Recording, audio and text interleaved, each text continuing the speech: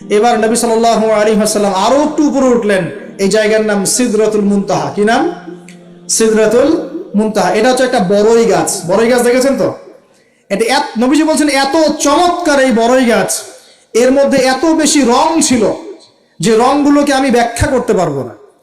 এর পাতাগুলো ছিল হাতির কানের মতো এবং এর ফলগুলো ছিল মটকার মতো বড় বড় এক একটা, এবং এর মধ্যে প্রজাপতি বসেছিল।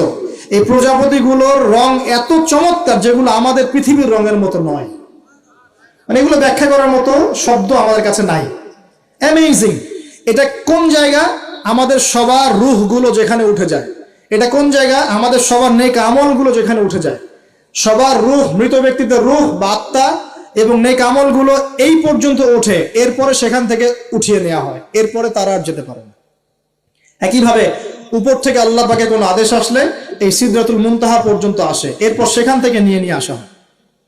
আমি কি বুঝতে পারছি? এই হলো সিদরাতুল মুনতাহা, যেটা ফেরেশতাদের শেষ সীমা। এরপরে ফেরেশতারা আর যেতে পারবেন না। আল্লাহ পাকের নিকটবর্তী ফেরেশতারা ছাড়া নর্মাল যারা, তারা ওখানে যেতে পারবে। নর্মাল মানে বলছি যারা এমনি অন্যান্য দায়িত্বে আছেন, তারা সেখানে যেতে পারবেন না। এই পর্যন্ত লাস্ট ওই যে লাইন থাকে না, ডেড লাইন, এটা ডেড লাইন, এরপর যেতে পারবে না। এবার আমাদের নবীকে এখানে বাহন চেঞ্জ করে দেয়া হলো, অন্য একটা বাহন আরো দ্রুতগামী তাকে দেয়া হলো। এই বাহনে করে নবীজি একদম আলো পর্দা ভেদ করে উপরে উঠছেন। সুবহানাল্লাহ। আল্লাহ পাকের একদম কাছাকাছি আসছে। কাছাকাছি আসার পর তিনি বলছেন, আমি তখন শুনতে পেলাম যে আল্লাহ পাকের নিকটস্থ ফেরেশতা যারা আল্লাহর আদেশ লিখে রাখেন, তারা কলম দিয়ে লিখছে আল্লাহর আদেশ। এই কলমের লিখার খসখস শব্দ আমি শুনতে পেলাম। সুবহানাল্লাহ, আল্লাহু আকবার। এবার আল্লাহ রাব্বুল আলামিন তাকে কাছে নিয়ে, শোনেন প্রিয় ভাই, উম্মতে মুহাম্মাদি শুনে রাখো, আল্লাহ পাক 3টা স্পেশাল ওহী করলেন। কয়টা ভাই? 3টা। অন্যান্য অনেক কথা তো হয়েছে, সেগুলো তো আমরা হাদিসের মধ্যে আমরা ডিটেলস বলতে পারছি না, সময় শর্ট। 3টা স্পেশাল ওহী আল্লাহ রাব্বুল আলামিন করেছেন। তার প্রথমটা হচ্ছে নবী সাল্লাল্লাহু আলাইহি ওয়াসাল্লামকে এই জায়গায় 50 ওয়াক্ত নামাজ হাদিয়া গিফট দেয়া হলো। কত ওয়াক্ত? এবার নবীজি 50 ওয়াক্ত নিয়ে চলে আসছেন। আর পরের দুইটা পরে বলছি। 50 ওয়াক্ত নিয়ে চলে আসছেন। আসার সময় এই যে 6ষ্ঠ আসমানে, 5ম আসমানে কার সাথে দেখা? মুসা। কে আমাকে বলছে? মুসা আলাইহিস সালাম। তিনি বলছেন, আল্লাহ পাক কি দিয়েছেন আপনাকে হাদিয়া? নবী সাল্লাল্লাহু আলাইহি ওয়াসাল্লাম বলছেন 50 ওয়াক্ত নামাজ। কত ওয়াক্ত? 50 ওয়াক্ত। নবী এবার মুসা আলাইহিস সালাম বলছেন, আমার উম্মতকে 2 ওয়াক্ত নামাজ দেওয়া হয়েছে, সেটাই আমার উম্মত আদায় করতে পারে নাই। 50 ওয়াক্ত নামাজ আপনার উম্মত পারবে না, আপনি কমাই নিয়ে আসেন, যান। তিনি আবার গেলেন 50 থেকে 45, আবার 45 থেকে 40, 40 থেকে 35, 35 থেকে 30, এই করতে করতে করতে করতে 5 ওয়াক্ত যখন আসলো, তখনও নবীজিকে বলা হচ্ছে আপনি আরো কমাই নিয়ে আসেন। নবীজি বলছেন, আমার যেতে লজ্জা লাগছে, আল্লাহ পাক আমাকে এত বেশি কমিয়ে দিলেন, আরো কমাতে চাইতে আমার লজ্জা লাগছে। দেখেন, মুসা আলাইহিস সালাম বলেছিলেন আমার উম্মতকে 2 ওয়াক্ত নামাজ দেয়া হয়েছিল, আদায় করতে পারে নাই। উম্মতে মুহাম্মাদের মধ্যে এমন মানুষ নাই 2 ওয়াক্ত 1 ওয়াক্ত নামাজও পড়তে পারে না। নবীদের এটা হিকমা, দূরদর্শিতা। এবার নবী সাল্লাল্লাহু আলাইহি ওয়াসাল্লাম আল্লাহর কাছে গিয়ে আরজি পেশ করছেন। আল্লাহ রাব্বুল আলামিন বলছেন, 5 ওয়াক্ত নামাজ আমি দিলাম, কিন্তু 5 ওয়াক্ত যদি তোমার উম্মত আদায় করে 50 ওয়াক্তের নেকি দেওয়া হবে ইনশাআল্লাহ। আরেকটা বেনিফিট তোমার উম্মতের যে কোনো ব্যক্তি যে আমলই করুক না কেন 10 গুণ বাড়ায় নেকি দেওয়া হবে ইনশাআল্লাহ। কিন্তু তোমার উম্মতের কোনো ব্যক্তি যদি গুনাহ করে, তাহলে গুনাহকে 10 গুণ বাড়ায় দিব না ইনশাআল্লাহ। গুনাহ একটাই থাকবে। গুনাহ কি হবে? একটাই থাকবে। আর নেকির কাজ করলে 10 গুণ বাড়ায় দেওয়া হবে। 1 টাকা দান করছেন 10 টাকার নেকি হবে। 1 রাকাত নামাজ পড়ছেন 10 টাকাতে নেকি হবে। একটা সেজদা করছেন 10টা সেজদার নেকি হবে ইনশাআল্লাহ। কথা বুঝতে পারছেন? এটা হলো একটা গিফট বা হাদিয়া। সেকেন্ড গিফটটা হচ্ছে আল্লাহ রাব্বুল আলামিন নবী সাল্লাল্লাহু আলাইহি ওয়াসাল্লামকে সূরা বাকারার শেষের 2টা বা 3টা আয়াত ওহী করলেন। কয়টা ভাই? শেষের 2টা বা 3টা। লিল্লাহি মা ফিস সামাওয়াতি, এখান থেকে ফানসুরনা আলাল কওমিল কাফিরিন পর্যন্ত। এই আয়াতগুলোর ফজিলত সম্পর্কে এসেছে যে রাতের বেলা কেউ যদি এই আয়াতগুলো পড়ে ঘুমায়, সূরা বাকারার শেষের 2টা বা 3টা পড়ে ঘুমায়, সারা রাত তাহাজ্জুদের নেকি পাবে ইনশাআল্লাহ। এবং দৃশ্য অদৃশ্যের কোনো ক্ষতি, তার কোনো অনিষ্ট সাধন করতে পারবে না ইনশাআল্লাহ। এই যে সমস্যা হয় ঘুমের মধ্যে, জিনের সমস্যা, জাদুর সমস্যা, বদনজর ইত্যাদি, কোনো রকম প্রবলেম তাকে ফেস করতে হবে না ইনশাআল্লাহ। সূরা বাকারার শেষে কয় আয়াত? কমপক্ষে 2 আয়াত, যদি পারেন 3টা আয়াত পড়বেন।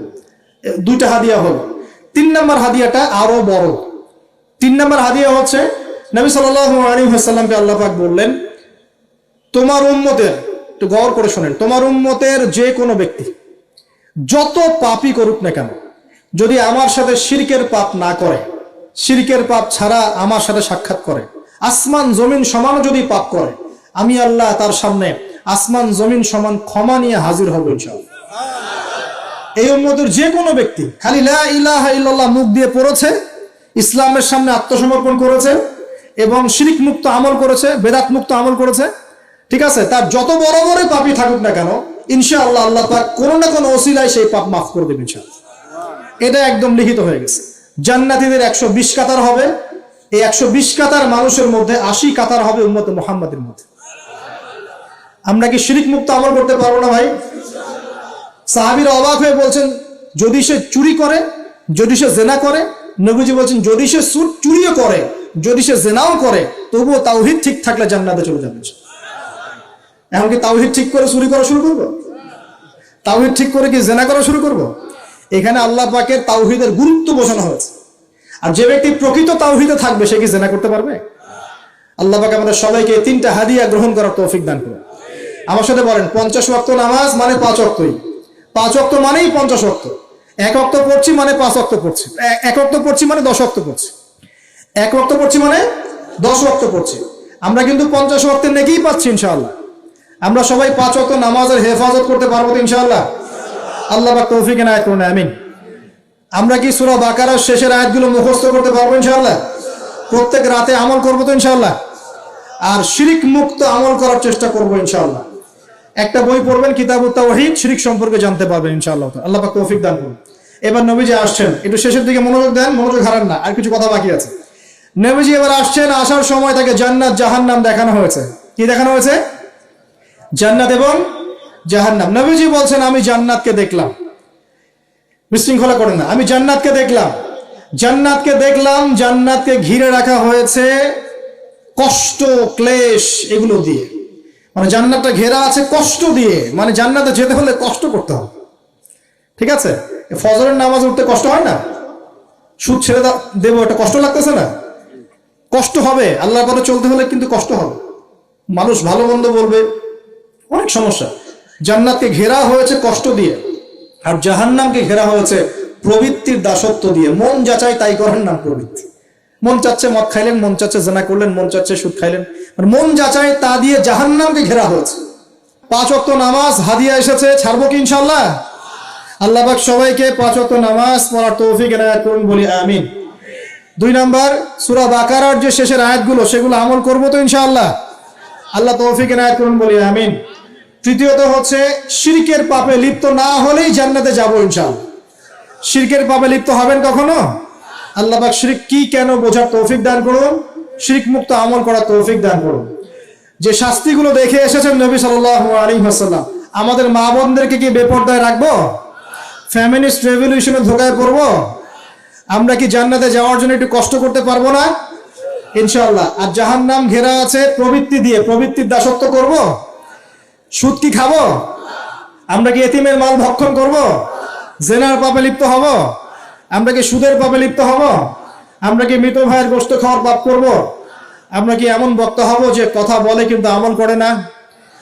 আমরা কি দায়িত্ব পালন করতে পারি না, এমন দায়িত্ব ঘাড়ে নিব?